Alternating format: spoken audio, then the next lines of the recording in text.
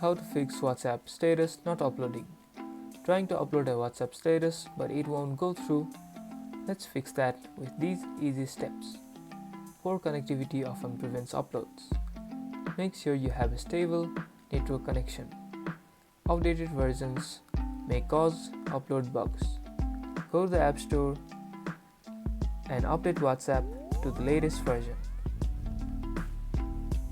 Go to your phone settings, go to WhatsApp and go to permissions. Search WhatsApp here. Ensure it has access to storage, photos and camera.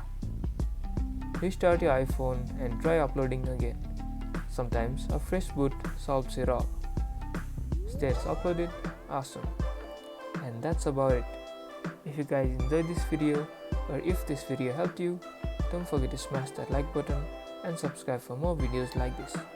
Thank you guys for watching and see you guys in the next tutorial.